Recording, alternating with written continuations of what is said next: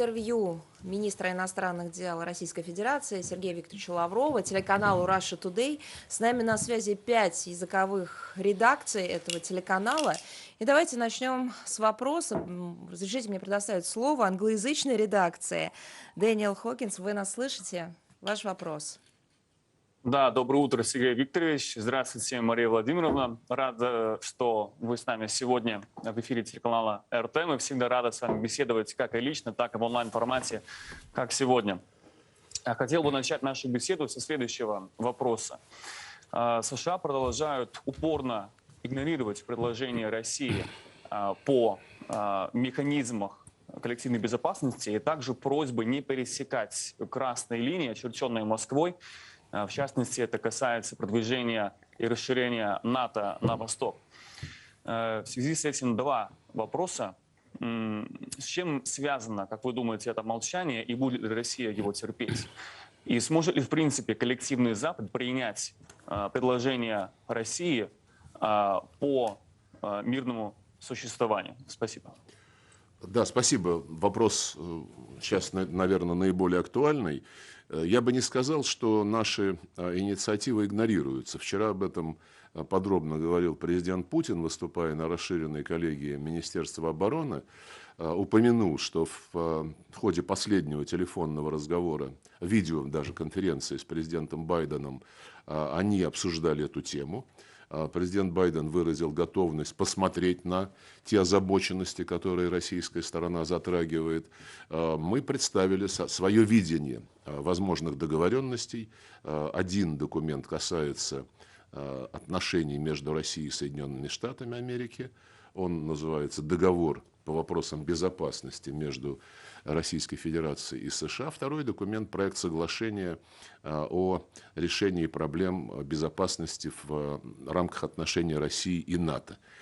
И несмотря на то, что господин Столтенберг, генеральный секретарь Североатлантического альянса, постоянно делает какие-то не очень адекватные заявления, но он, правда, скоро собирается уходить, у него кончается срок в конце года. Говорят, по слухам, идет работать в Центральный банк Норвегии, ну или хочет, по крайней мере.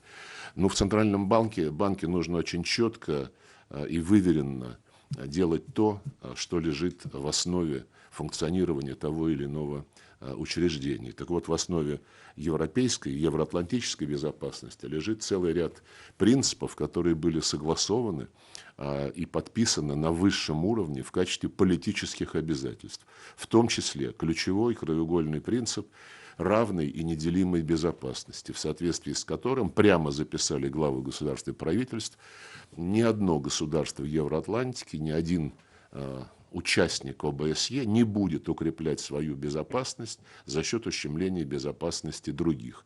Поэтому, когда господин Столтенберг громогласно и достаточно аррогантно, я бы сказал, даже высокомерно заявляет, что никто не имеет права нарушать принцип Вашингтонского договора, в соответствии с которым двери открыты для любого потенциального аспиранта, желающего присоединиться к организации Североатлантического договора, мы не являемся участниками этой структуры, не являемся подписантами этого договора, но мы являемся, как я уже сказал, подписантами более широкого, общерегионального, евроатлантического документа, в котором содержится принцип неделимости безопасности. И если господин Столтенберг считает, что члены НАТО вправе плевать на этот принцип, который закреплен в документах, принятых на высшем уровне, то, наверное, действительно ему пора уже уходить на другую работу, потому что со своими обязанностями он никак не справляется. Что касается реальной реакции, не риторической, о которой сейчас я упомянул, а реальной реакции, я бы сказал, она деловая. Со стороны наших американских коллег состоялась серия разговоров на уровне внешнеполитических помощников президентов России и Соединенных Штатов. И вот по итогам очередного контакта, по сути дела, согласованы организационные модальности дальнейшей работы. Условлено, что в самом начале следующего года первым раундом должен быть двусторонний контакт между нашими и американскими переговорщиками. Их имена уже названы. Они приемлемы для обеих сторон, после чего мы планируем в обозримой перспективе, тоже в январе, хотим это сделать, задействовать и переговорную площадку для обсуждения второго документа, проекта соглашения между Россией и странами НАТО. Ну и президент общался на днях по телефону и с президентом Макроном, и с канцлером ФРГ господином Шольцем. Их тоже интересовала эта тематика, и наш президент подтвердил, что мы также будем выносить вопрос о гарантиях безопасности и на площадку Организации по безопасности и сотрудничеству в Европе. Так что вот таких 3 трека вырисовывается по вопросу о том, что их нужно задействовать, есть, по-моему, согласие, по крайней мере, между Москвой и Вашингтоном точно, но не вижу причин, по которым такой подход противоречил бы интересам любого другого государства в нашем общем регионе. Вот. Ну и, конечно, вопрос у многих возникает, а что если? Американцы сказали, что целый ряд озабоченностей, которые содержатся в наших документах, они готовы обсуждать, целый ряд неприемлем, и в-третьих, что у них у самих есть тоже свои озабоченности. Мы готовы их рассматривать, но пока нам еще их не представили. Так что при наличии понимания по организационной стороне дела, по содержанию, конечно, предстоит еще огромная работа, но, как сказал президент, она не может быть бесконечной, потому что угрозы нагнетаются вокруг нас в течение последних десятилетий на постоянной основе. Вплотную уже натовская военная инфраструктура приближается к нашим границам.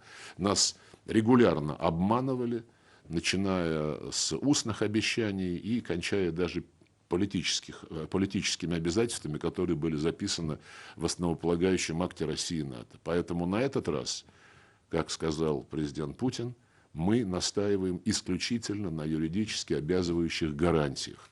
При понимании в то же время, что Запад, если ему захочется, может и юридические гарантии нарушить элементарно, как это и выйти из этих договоренностей, как это бывало и с договором о противоракетной обороне, с договором по ракетам средней и меньшей дальности, с договором по открытому небу, но тем не менее юридические гарантии все же их несколько сложнее заматывать и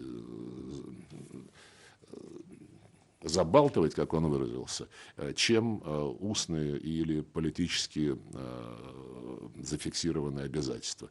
Так что мы открыты к этой работе и будем делать все, чтобы нас поняли. Надеюсь, что с учетом тех действий, которые мы предпринимаем по обеспечению, надежному обеспечению своей обороноспособности, нас будут воспринимать всерьез.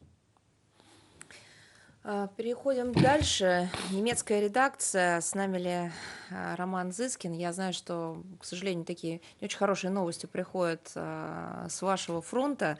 Это настоящий уже информационный фронт, потому что в вашей нормальной работе вашей немецкоязычной службы ставятся препятствия, просто срывается германской стороной.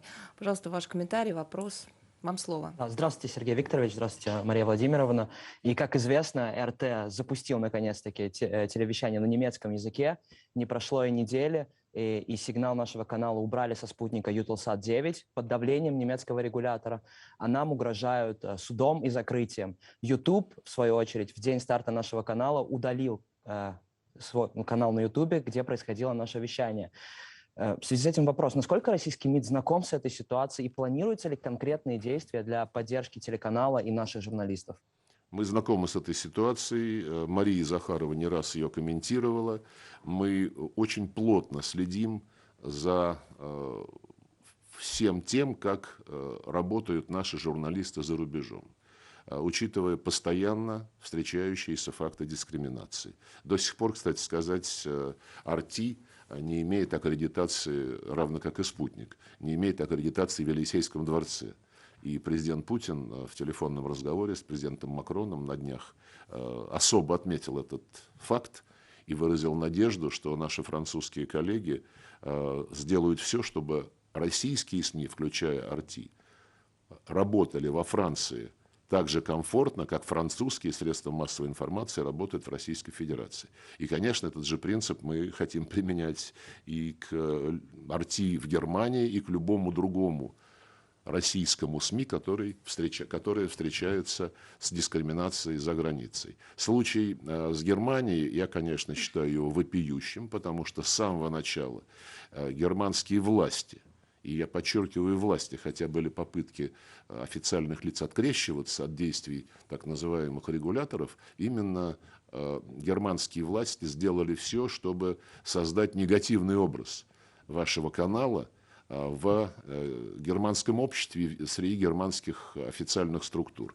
Началось, как вы помните, с попыток блокировать банковское обслуживание, затем отказались регистрировать, затем запретили Люксембургу. Но вот сейчас наши коллеги в Сербии зарегистрировали ваш канал на немецком языке в соответствии с Европейской конвенцией о вещании. Участником конвенции Германия является, поэтому ее нужно выполнять.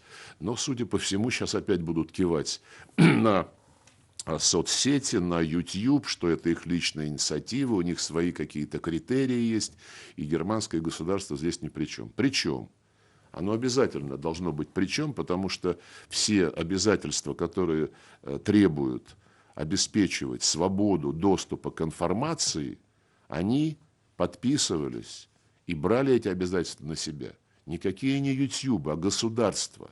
И государство, на чьей территории творится подобный произвол, несет ответственность за то, чтобы такой произвол прекратить. Мы не раз говорили, многие годы такая дискриминация в отношении российских СМИ наблюдается, и у нас, конечно, часто возникало искушение ответить зеркально, ответить, так сказать, взаимностью.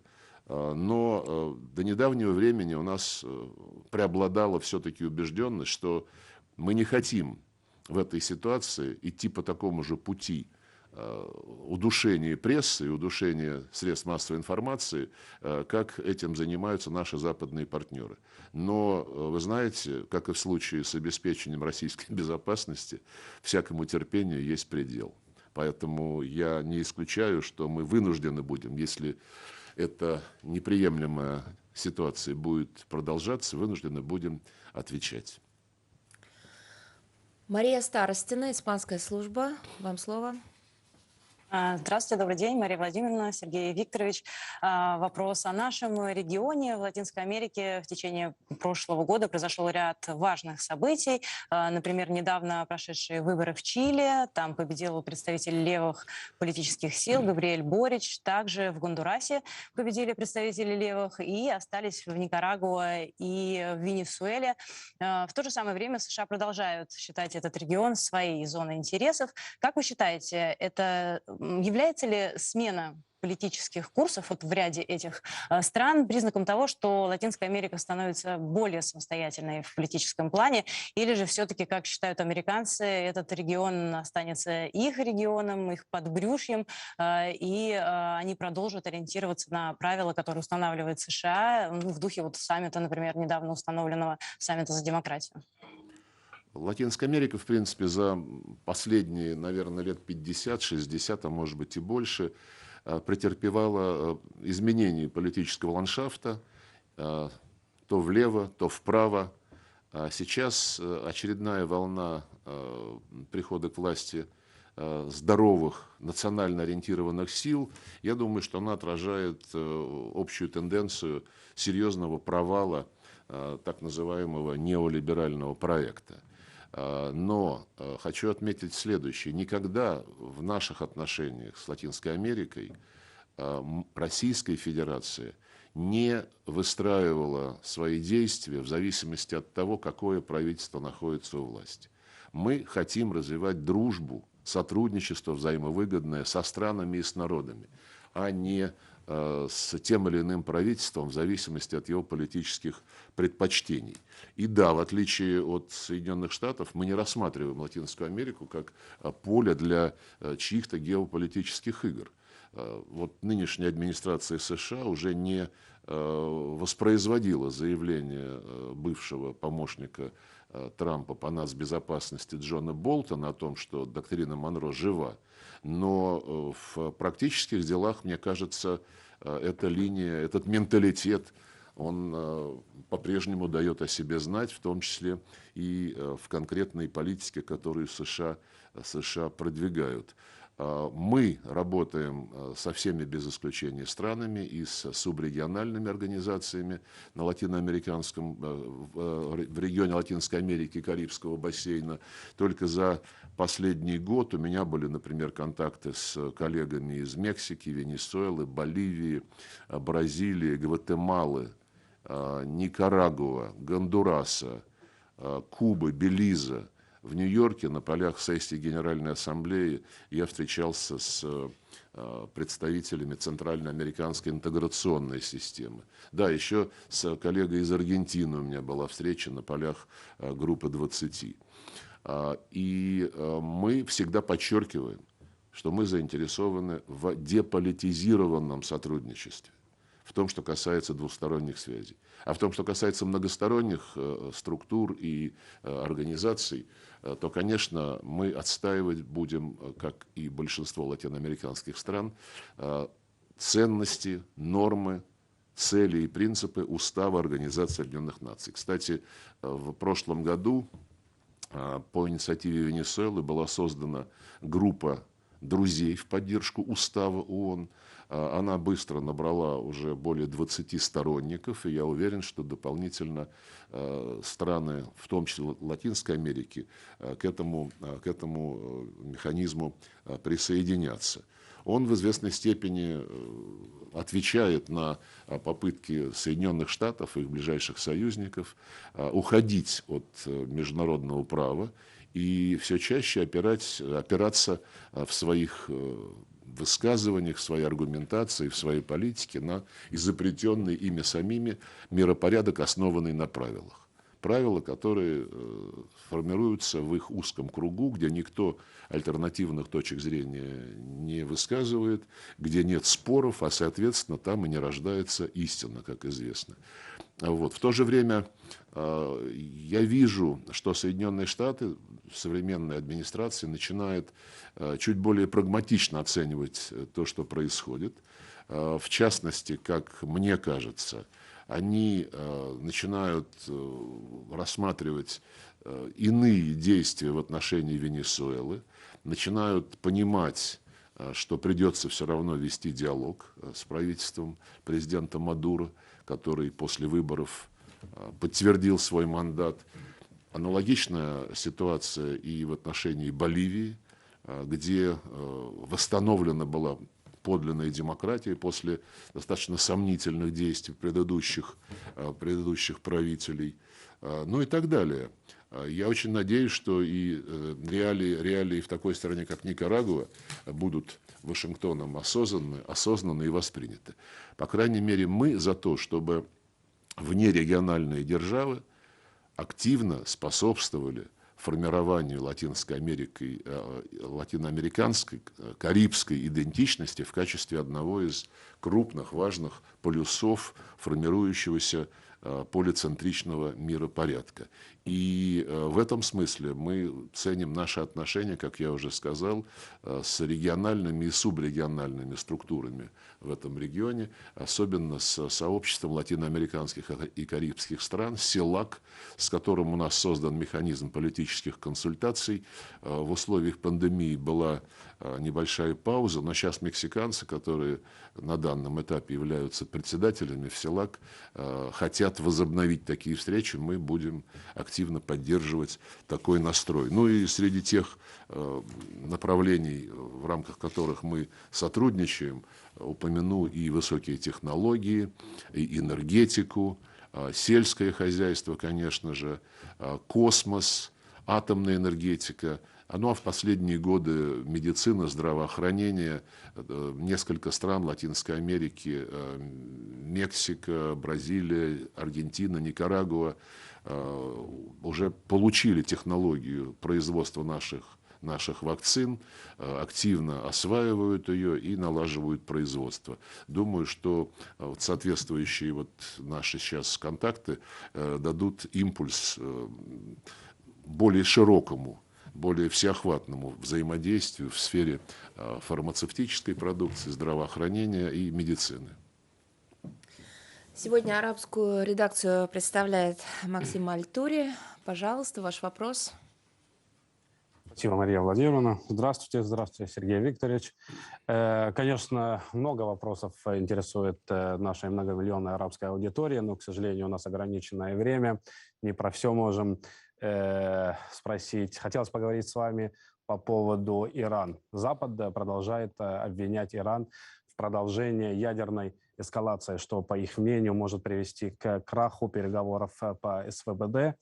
И в то время как Тегеран говорит, что ЕС занимается дезинформацией вместо серьезных переговоров. Какова позиция России и что нужно для того, чтобы эти переговоры достигли успеха? Да, к моему сожалению, наши западные партнеры пытаются искажать факты.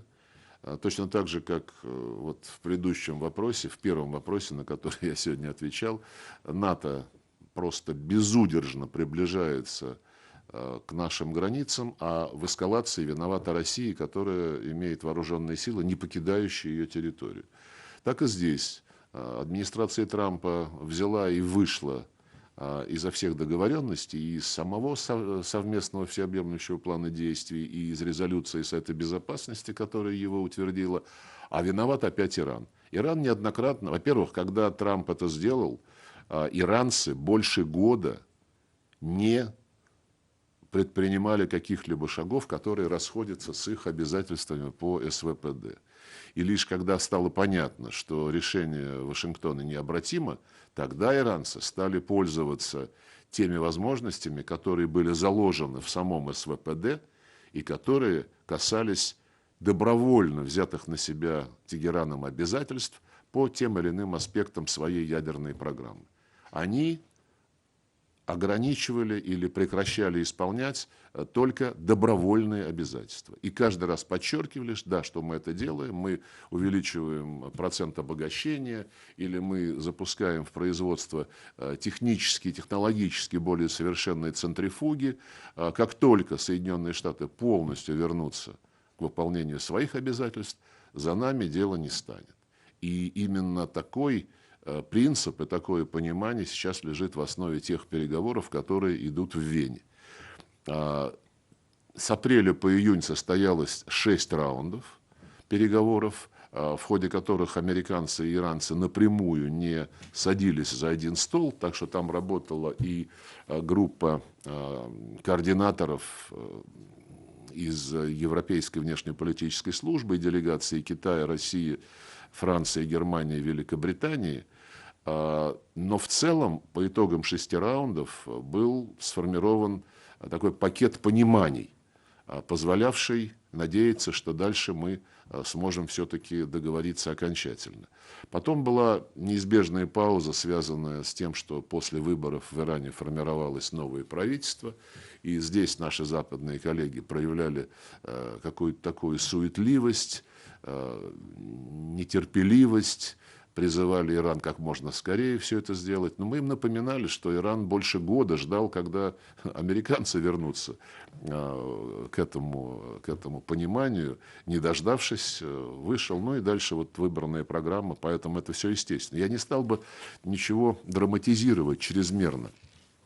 Понятно, что нынешняя иранская команда новая, но они очень быстро, я бы сказал, профессионально освоились с материалом, подготовили предложения, которые поначалу некоторые западные участники восприняли в штыки, но в конечном итоге признали, что эти предложения имеют право на существование, имеют право на то, чтобы их изучить. И ровно так сейчас идет работа. Возникали не сущностные, а имиджевые проблемы. Кто должен первым сказать: все, я вернулся к выполнению своих обязательств? США или Иран? Иран был убежден, что это должны сделать американцы, потому что американцы первые вышли из СВПД. Американцы считали, что Иран начал нарушать свои обязательства, и независимо от того, что Вашингтон вообще своих обязательств не выполнял, Иран должен сделать первый шаг. Мы вместе с китайскими нашими друзьями и, в общем-то, с определенным пониманием от европейских участников выступили за синхронизацию этого движения, чтобы был такой пакет встречных шагов. И именно сейчас этим занимаются переговорщики в Вене. Они взяли короткую паузу, короткий перерыв на католическое Рождество, но до конца года эти переговоры возобновятся. И Иран подтверждает, что если США полностью встанут на путь выполнения своих обязательств, прекратят грозить санкциями, которые несовместимы с СВПД и с резолюцией 2231, то Иран полностью вернется к выполнению и своих обязательств, включая применение дополнительного протокола к соглашению с МАГАТЭ о всеобъемлющих гарантиях. Так что я считаю, у нас есть хороший шанс. Да, и здесь, конечно, важно иметь в виду, что принцип, на основе которого ведется работа, и с ним все согласны, ничто не согласовано, пока все не согласовано. Так что нужен правильный, хорошо выверенный пакет. Он вполне реален. Я хотела напомнить, что это прямой эфир общения министра иностранных дел Российской Федерации Сергея Викторовича Лаврова с телеканалом Rush Today. Мы в прямом эфире на всех языках, на которых вещает телеканал Rush Today. И настала очередь предоставить слово французской редакции. Пожалуйста, Вера Гауфман. Спасибо большое, Мария Владимировна. Здравствуйте, Сергей Викторович. У меня вопрос, чтобы вы прокомментировали заявление министра иностранных дел Франции Жана-Йва Ле Дриана. Как вы знаете, он предупредил власти России о чрезвычайно серьезных последствиях в случае вторжения России на Украину. Скажите, пожалуйста, почему, на ваш взгляд, общение с западными канцеляриями в последнее время перешло в формат непрекращающихся угроз? Ну, наверное, это лучше у них спросить. Мне это не доставляет удовольствия никакого, но и не вызывает каких-то у меня негативных эмоций. Мы привыкли к тому, что наши западные коллеги разговаривают свысока и постоянно делают заявления, которые отражают их самоощущение в качестве вершителей судеб и таких безгрешных, непоправимо уверенных в своей правоте политиков. Мы слышали от Франции, от руководства Франции неоднократно заявление, что они будут вести с Россией требовательный диалог, будут, то есть, требовать от нас чего-то. Вот требуют.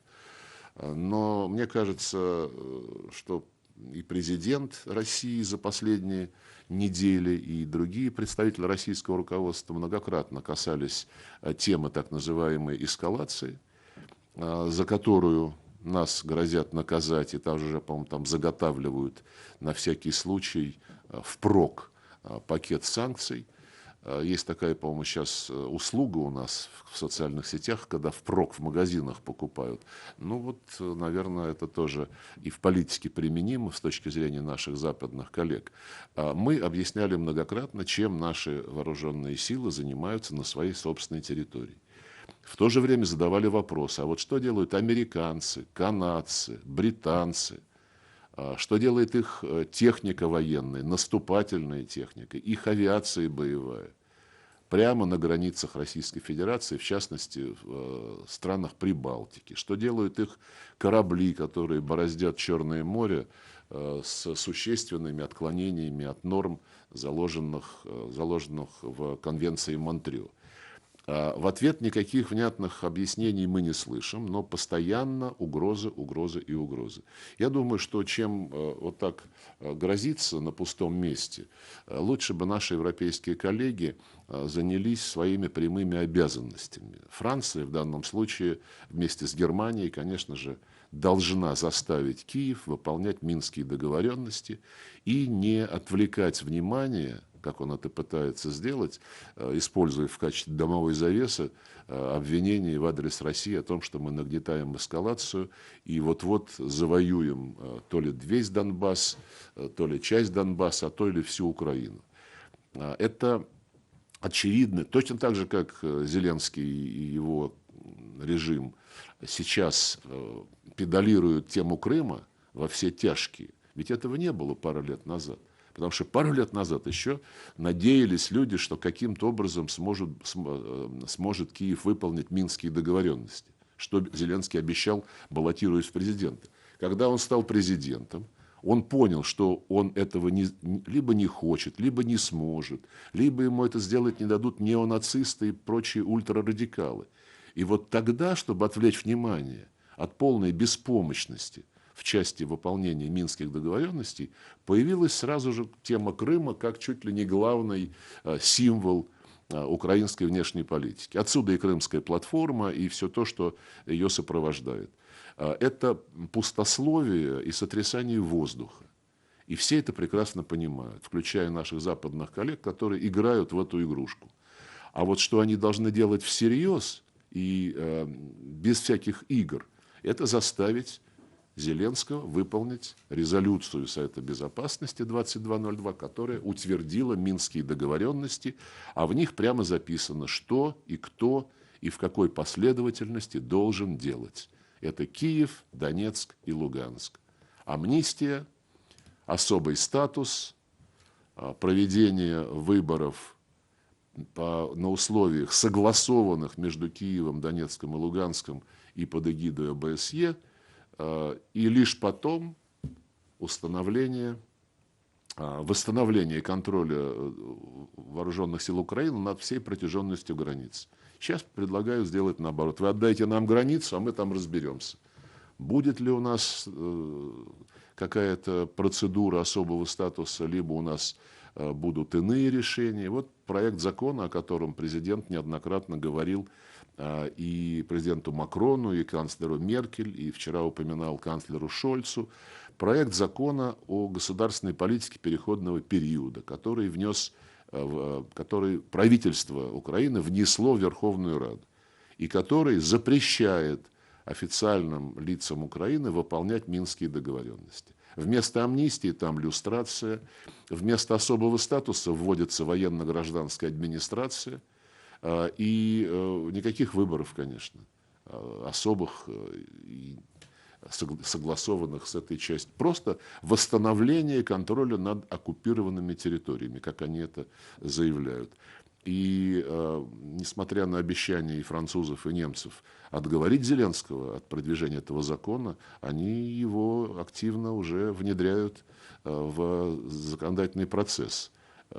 Специально запросили Совет Европы, Венецианская комиссия им сказала, что все нормально. Там есть какие-то комментарии по юридической технике, а так ни слова о том, что он прямо противоречит резолюции Совета Безопасности, Венецианская комиссия не проговорила. Вот, поэтому у меня убедительная просьба к моему очень доброму товарищу Жану-Иву Ле Дриану, к немецким коллегам. Я встречался с Анной-Леной Бербок вот на полях СМИ ОБСЕ. Она тоже проявила заинтересованность в выполнении минских договоренностей. Вот, как говорится, сам Бог велел сейчас. И это, наверное, отвлечет их от озабоченности, искусственной озабоченности несуществующей эскалации. Ну и мы, значит, идем по второму кругу. Пожалуйста, англоязычная редакция. Дэниел, ваш вопрос. Да, спасибо. Хотел бы продолжить повестку, которую начала моя французская коллега. Западные СМИ, как вы знаете, продолжают нагнетать обстановку в связи с украинским кризисом. CNN, например, уже долгое время вещает о тысячах российских солдат на украинской границе. Вы уже много раз говорили, что такое нагнетание является спецоперацией. И в связи с этим Россия в ноябре пошла на беспрецедентный шаг, опубликовав дипломатические переговоры с Францией и с Германией. И тогда было сказано, что это делалось для того, чтобы позиция России по украинскому мирному процессу не искажалась. Скажите, удалось ли этой публикации выполнить поставленную задачу? Ну, я уверен, что она была, эта акция была предпринята не зря, так я скажу. Я не пытаюсь вызывать к совести кого бы то ни было, вызывать у кого-то чувство стыда. Мы работаем на дипломатическом поприще. Здесь, наверное, эмоции не лучший советчик. Нужен, как говорил один мой коллега, здоровый цинизм. Но вот с точки зрения здорового цинизма, мне кажется, очень показательны те переговоры, о которых идет речь, и которые полностью опровергают утверждения, звучавшие до того, как мы раскрыли карты, о том, что будто бы Россия всячески блокирует работу нормандского формата. Это не так. И нас очень тревожит то, что минские договоренности Киев извращает и ставит их с ног на голову. Я уже об этом сказал, отвечая на предыдущий вопрос. Но что французы и немцы, как соавторы этого документа, как участники нормандского формата, начинают просто вставать 100% на сторону украинского режима. Если раньше они нам говорили, минские договоренности безальтернативны, надо их выполнять всем, то теперь, вот почитайте, я не помню какого-то числа, был, по-моему, 12 октября, был саммит Украина-Евросоюз, на котором заявлено, что Россия должна, а Киев молодец и хорошо выполняет свои обязанности и в нормандском формате, и в контактной группе. И вот тут недавно была встреча на полях саммита «Восточное партнерство» в Брюсселе президента Зеленского с руководителями Германии и Франции, и там тоже по итогам прозвучала полная поддержка действий Киева по выполнению минских договоренностей. Это, в общем-то, либо наши коллеги расписались в том, что они не способны обеспечить выполнение того, что сами же сочиняли вместе с нами, либо что они взяли курс на сознательный подрыв этих минских договоренностей в угоду киевскому режиму. Вот. Я не знаю, как дальше будет развиваться ситуация, но мы, конечно же будем добиваться честного выполнения этих документов, потому что там невозможно читать иначе. Там написано сначала прекращение огня, отвод тяжелых вооружений, далее по тексту, да, кстати сказать, восстановление экономических связей, чего сейчас не только не сделано, а продолжается сплошная торгово-экономическая и транспортная блокада этих отдельных районов Луганской и Донецкой областей. А когда для того, чтобы люди там просто не оказались на грани вымирания, мы им даем российские паспорта, когда мы даем льготы для их предприятий, чтобы они могли работать на российском рынке и обеспечивать доходами своих работников, нас обвиняют в том, что мы подрываем минские договоренности. Насчет гражданства вообще смешно. И поляки, и венгры, и румыны дают паспорта своим этническим собратьям, которые проживают на Украине. Это было десятилетиями, ни у кого это не вызывало никаких эмоций. А сейчас вот на Россию начинают нападать, причем не просто киевские радикалы, а и Запад их поддерживает, начинает им всячески подпевать. Это печально.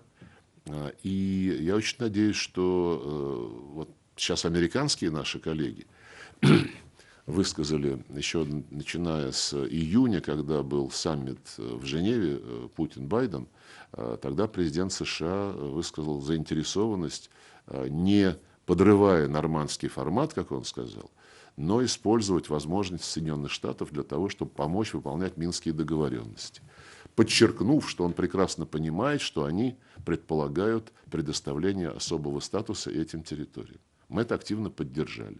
Потом о таком же подходе шла речь во время приезда сюда заместителя госсекретаря США Виктории Нуланд. Затем помощник госсекретаря Донфрид приезжала, здесь же обсуждала с нами украинские дела. И все они подтверждали необходимость определения особого статуса Донбасса в соответствии с минскими договоренностями. О том же самом мне в Стокгольме на полях СМИТ ОБСЕ в начале декабря сказал госсекретарь Энтони Блинкен. Так что будем надеяться, что если у Соединенных Штатов есть понимание все-таки необходимости положить конец откровенному саботажу, откровенному безобразию со стороны киевских властей, то мы будем только рады. Есть, знаете, какие попытки есть сейчас гадать среди политологов. Вот, наверное, это будет каким-то разменом. Мол, дескать, вот Минские договоренности можно выполнить, потом договориться о каких-то мерах сдерживания в контексте тех инициатив, которые выдвинула Россия за счет гарантий безопасности, включая гарантии нерасширения НАТО на восток и исключения какого-либо размещения угрожающих нам вооружений на территориях соседних с нами стран и вообще там, откуда они могут представлять угрозу Российской Федерации. Я не буду комментировать подобного рода гадания, скажу лишь, что для нас принципиально важно и то, и другое. И полное выполнение Минских договоренностей, включая требования к Украине обеспечивать права национальных меньшинств, как, в общем-то, это записано и в Конституции Украины, как это записано в конвенциях европейских, членом которой является украинское государство, так и в том, что касается более широких гарантий безопасности и наведения ясности и предсказуемости в отношениях между Россией и Североатлантическим альянсом. Сергей Викторович, все-таки дополнительный вопрос. Все же вы для себя рассматриваете вероятность эскалации этой ситуации, вооруженный конфликт, и в таком случае как будет реагировать ваше ведомство? Ну, вы знаете, наша философия давно и хорошо известна. Она заключена в строках известной песни «Хотят ли русские войны?». Мы не хотим войны. Президент Путин об этом еще раз сказал, что нам конфликты не нужны, и мы надеемся, что никому другому конфликты тоже не представляются желательным образом действий. Мы будем жестко обеспечивать свою безопасность теми средствами, которые сочтем нужным. И мы предостерегаем горячие головы, а такие есть и на Украине, их полно, и есть на Западе некоторые политические деятели, которые пытаются подобного рода агрессивные настроения подпитывать на Украине. И расчет очень простой. Чем больше будет раздражителей на наших границах, тем больше будет у них надежд вывести Россию из равновесия, чтобы Россия не мешала им осваивать соответствующие территории геополитические. Вчера Путин сказал очень четко на коллегии Министерства обороны: у нас есть все необходимые возможности, чтобы обеспечить должный, в том числе военно-технический ответ на любые провокации, которые могут вокруг нас разворачиваться. Но я хочу еще раз сказать, мы бы совсем не хотели выбирать такой путь, путь конфронтации, но выбор за нашими партнерами. И то, что руководство Соединенных Штатов достаточно оперативно согласовало с нами организационную рамку дальнейшей работы, я все-таки, несмотря на очень серьезную предстоящую работу по существу проблемы, я все-таки рассматриваю это как позитивный шаг накануне Нового года. Пожалуйста, Роман Зыскин. Сергей Викторович, вы упомянули изменения позиции немецкой стороны, например, по Минским соглашениям. В принципе, к сожалению, в последние несколько лет можно наблюдать за ухудшением двусторонних отношений между Германией и Россией. Официальный Берлин обвиняет в этом Россию. Скажите, на ваш взгляд, в чем причина или причины ухудшения отношений между нашими двумя странами? Знаете, я уже как-то касался этой темы. Вот послушайте, что говорит министр обороны Германии, что говорит Урсула фон дер Ляйен, что она говорила, когда работала в правительстве ФРГ, и что она сейчас говорит уже от имени всей Еврокомиссии. Текст примерно такой. Мы заинтересованы в нормальных отношениях с Россией, но сначала Россия должна изменить свое поведение. Точка. Я вот встречался с Анналеной Бербок в Стокгольме, И мы неплохо поговорили. Ну, короткая встреча была по понятным причинам. Я, естественно, подтвердил ей приглашение посетить Россию. Она собирается это сделать.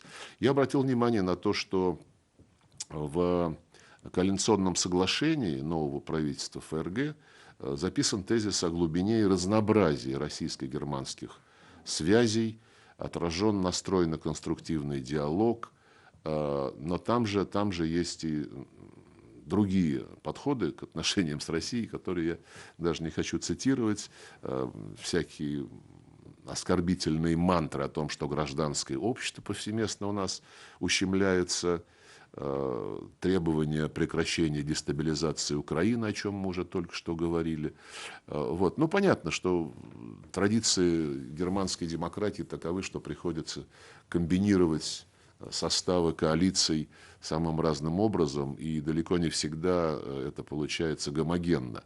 Это жизнь, и мы это принимаем как данность, тем более, что во главе коалиции стоит Социал-демократическая партия Германии, и именно с именами лидеров СДПГ связаны наиболее продуктивные периоды взаимодействия, сосуществования и взаимовыгодного сотрудничества Москвы и Берлина.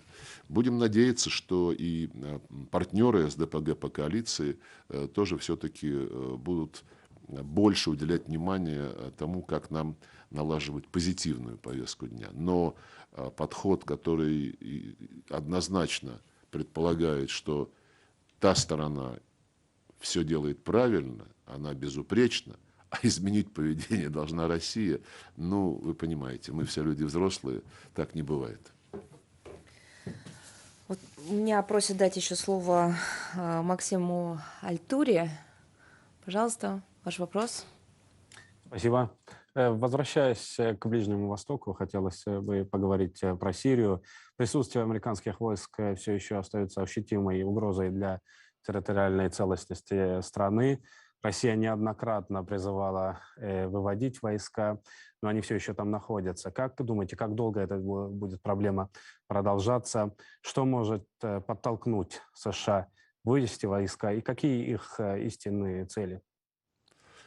Ну, истинные цели на самом деле достаточно понятны, и американцы их особо не скрывали, когда они забрали под свой контроль углеводороды, месторождения на востоке, на восточном берегу Ефрата, сельскохозяйственные угодья, и стали там всячески пестовать курдский сепаратизм. Это все знают. Причем территории, на которых это происходит, частично затрагивают земли традиционного проживания арабских племен, что тоже не добавляет гармонии в этой части и, в общем-то, не добавляет авторитета американским планировщикам своих действий на сирийском направлении, включая курдский фактор и учет отношений между курдами и арабами. Безусловно, там сложная ситуация, связанная с позицией Турции, которая рассматривает сотрудничающих с американцами курдские организации в качестве отделений рабочей партии Курдистана, каковую она считает террористической, и так далее, и так далее. И сами курды, они, вот в частности, политическое крыло партии Демократического Союза, Совет Демократической Сирии, они должны определиться. Ведь помните, когда на каком-то этапе Дональд Трамп сказал, что мы уходим оттуда, в Сирии нам делать нечего, тут же курды стали просить, в том числе и нас, помочь наладить диалог с Дамаском. Через несколько дней Дональда Трампа дезавуировали, и кто-то там в Пентагоне сказал, нет, мы пока не уходим. У курдов тут же пропал интерес к диалогу с сирийским руководством. Вот здесь надо просто понимать, что в конечном итоге уйдут оттуда американцы. Они сейчас там больше получают проблем, включая лагерь беженцев Рукбан, включая 55-километровую зону вокруг Ат-Танфа, где они вводят свои порядки, но реально не могут обеспечивать жизнедеятельность этих структур, и тому же там среди беженцев накопилось немало бандитов и террористов. Вот, поэтому я убежден, что курды должны занять принципиальную позицию, мы готовы им в этом помогать, они приезжают к нам, вот совсем недавно госпожа Ахмед здесь была от Совета Демократической Сирии, и мы объясняем нашим турецким коллегам, что мы совсем не хотим подпитывать какие-то негативные для Турции тенденции. Напротив, наша задача обеспечить на практике, помочь обеспечить на практике требования уважения суверенитета и территориальной целостности Сирии. И, конечно же, учет интересов национальных меньшинств – это одно из ключевых условий. Я думаю, что американцы понимают, что им там некомфортно, неудобно. Но пока они там есть, у нас диалог по линии военных идет достаточно эффективный с точки зрения предотвращения непреднамеренных инцидентов. И есть такие консультации достаточно доверительные по обмену мнениями относительно политического процесса и перспектив выполнения резолюции Совета Безопасности. Ну, мы час уже в прямом эфире на всех языках вещания телеканала Russia Today. У нас осталось время примерно на 2 вопроса. Я попрошу студию, редакцию самим определиться, кто их задаст. Да, спасибо, Мария Владимировна. Продолжаем по плану. Буквально, как вы сказали, пару вопросов. Мы вас уже отпускаем. Помощник президента США по национальной безопасности недавно откровенно рассказал, что США активно пытаются преобразовать установленный миропорядок за счет формирования новых альянсов, партнерств и институтов, призванных работать в интересах Вашингтона. Хотелось бы узнать, насколько серьезную угрозу для позиции, для влияния России представляют такие попытки и какие конкретные шаги предпринимают российские дипломаты и руководство страны, чтобы не допустить слома или снижения эффективности структуры ООН. Ну, это не новая тема. Я уже упоминал в начале нашего разговора о том, что Соединенные Штаты и их союзники уже перестали употреблять термин «международное право», а говорят о необходимости для всех уважать миропорядок, основанный на правилах. Это вот из той же серии. И наряду с наличием в системе ООН огромного количества программ, фондов, спецучреждений, региональных экономических комиссий, в которых представлены все без исключения страны и которые открыты для участия всех членов ООН, наряду с этим по тем же темам создаются некие внеооновские платформы, призывы.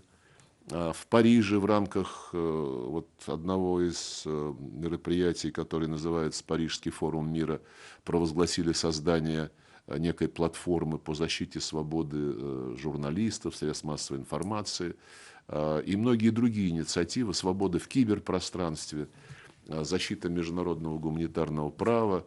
По всем этим вопросам есть либо ЮНЕСКО, либо Совет ООН по правам человека, либо какая-то другая структура, где, повторю еще раз, на универсальной основе согласованы все правила.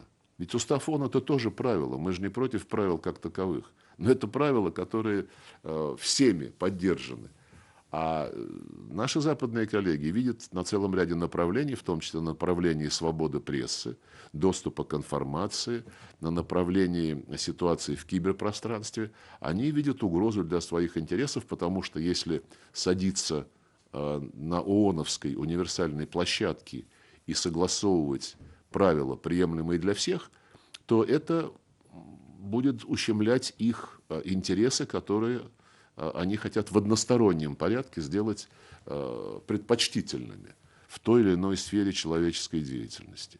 Вот отсюда все это происходит. И да, они хотят, чтобы в этих вот площадках, на которых они свои правила формируют, присутствовали не только правительство, но и бизнес, институты гражданского общества, тем самым, по сути дела, размывая межправительственный характер договоренностей, которые только и могут быть устойчивыми.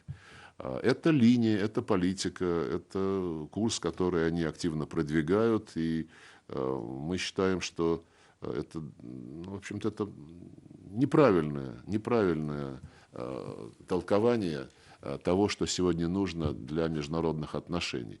Мой коллега, госсекретарь Блинкен, вчера, по-моему, заявил, что США не могут не играть ведущую роль в современном мире, не могут не определять правила в современном мире.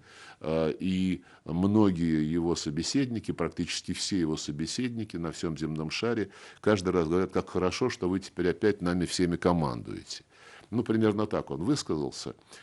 И добавил, потому что когда мы этого не делаем, то либо кто-то другой начинает лидировать, либо наступает хаос.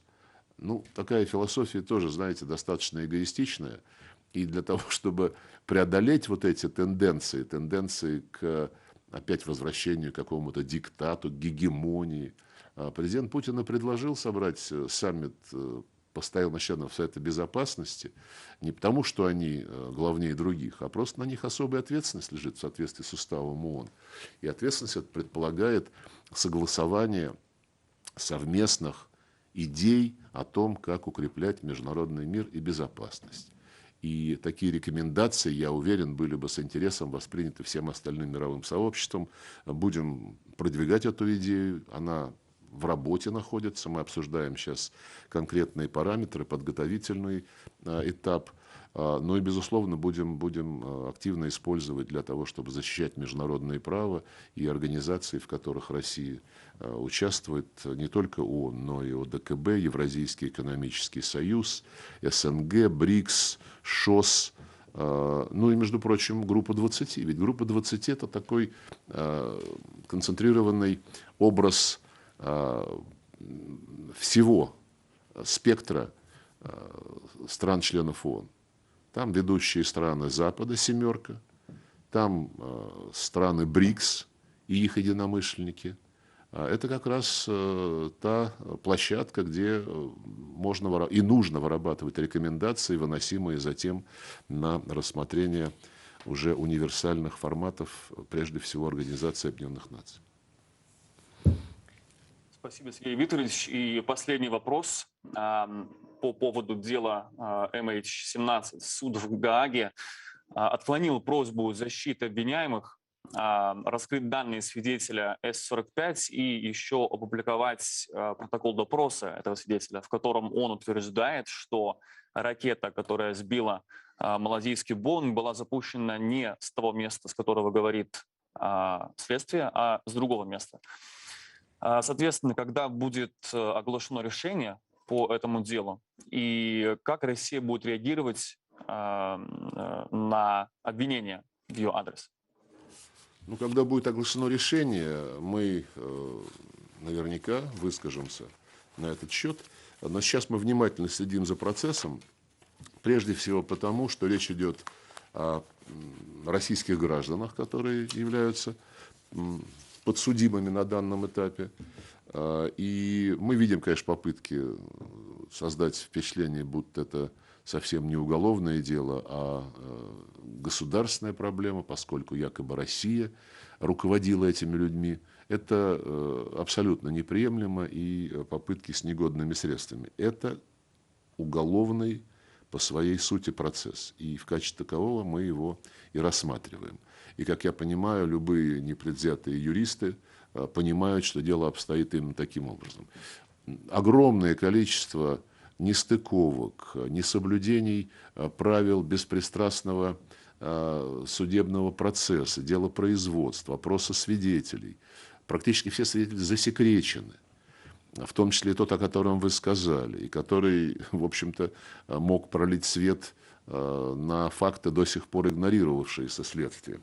И то, что просьба адвоката защиты, адвоката обвиняемых, подсудимых, была отклонена без всякого объяснения, это тоже о многом говорит.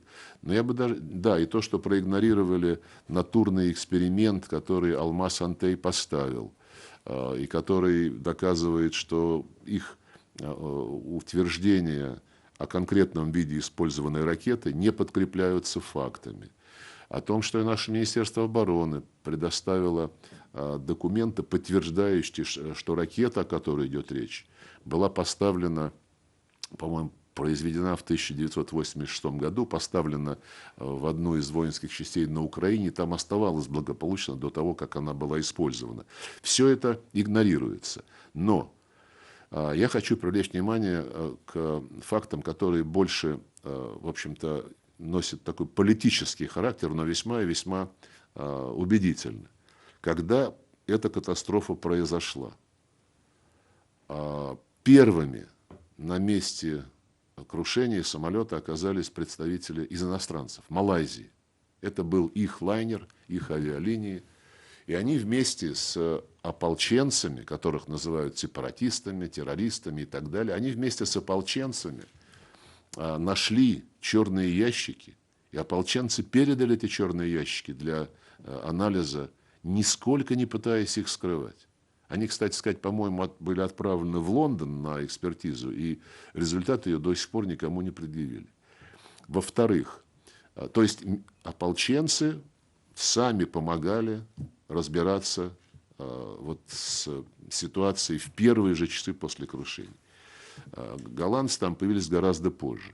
Но интересный момент. Голландия, Бельгия, Австралия и Украина создали совместную следственную группу, куда никакую Малайзию никто не позвал. Малайзию пригласили через 5 месяцев, хотя по всем правилам Международной организации гражданской авиации страна, владелец самолета, она обязана быть с первых же минут.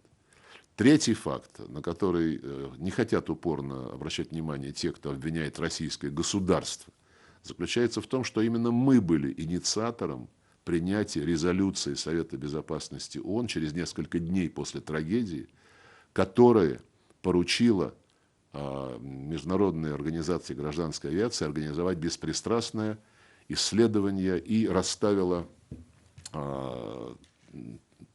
принципы, на основе которых это расследование должно было осуществляться. С тех пор, кстати, эту организацию мало кто привлекал к расследованию, оно было узурпировано вот этой совместно созданной следственной группой, куда лишь в конце года пригласили Малайзию. Россия, помимо упомянутого мной эксперимента, натурного эксперимента, который концерн «Алмаз-Антей» организовал, и результаты которого просто следствие проигнорировало, предоставила первичные данные со своих радаров, которые тоже были каким-то образом отклонены в качестве аргументов, хотя это абсолютно неопровержимые фактические данные. Одновременно никто не просит у Украины раскрыть данные с ее радаров. Суд удовлетворился объяснениями Киева, что в этот момент радары не работали. Именно вот в этот момент. Никто не просит от Украины дать запись переговоров диспетчеров с бортом MH17. Куда-то делась девушка, которая сидела на телефоне в диспетчерской кабине. Там много очень вопросов. И никто не просит у американцев показать данные спутников, которые, как они заявили, неопровержимо доказывают правоту следствия. Следствие просто записало, что американская сторона обладает такими спутниковыми снимками, и этого утверждения для следствия вполне достаточно. Ну, это можно продолжать перечень таких несуразиц и откровенных, в общем-то, нарушений принципов беспристрастности, заметания под ковер очевидных фактов. И, конечно же, да, вот когда родственники попытались в Голландии открыть еще процесс по проблеме незакрытия Украины и воздушного пространства, просто было отвергнуто это обращение, сочтено не относящимся к делу. И вот вам, кстати, возвращаясь уже к современным реалиям, когда весной этого года первая волна обвинений в адрес России пошла в связи с тем, что мы проводим военные учения на нашей территории, вблизи наших западных границ, учения просто, никаких боевых действий там никто не видел, их там быть не могло. Но только потому, что там были учения, Соединенные Штаты официально призвали свои авиалинии не летать над этим районом. То есть это Соединенными Штатами, властями Соединенных Штатов было сочтено достаточным основанием. Только учение. А когда все прекрасно знали, что в июле 2014 года шла война настоящая на Донбассе, и небо не было закрыто, сейчас все молчат в тряпочку, считают, что это не имеет отношения к делу. И что не надо было Украине закрывать воздушное пространство. Вот эти двойные стандарты, ими просто кишит вся эта история, как и многие другие истории, связанные с выработкой подходов Запада к тем или иным событиям международной жизни. Уважаемые коллеги, спасибо большое за участие. На этом завершаем наше интервью, которое, по-моему, походило больше на пресс-конференцию, но зато было очень интересно. Спасибо. Спасибо большое. Спасибо. А какая разница между интервью и пресс-конференцией? Интервью одному СМИ, а здесь у нас, с одной стороны, СМИ одно, а редакции несколько.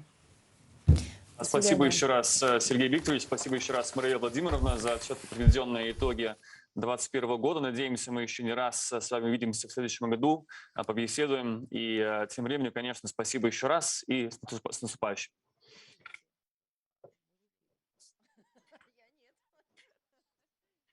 До свидания. Спасибо.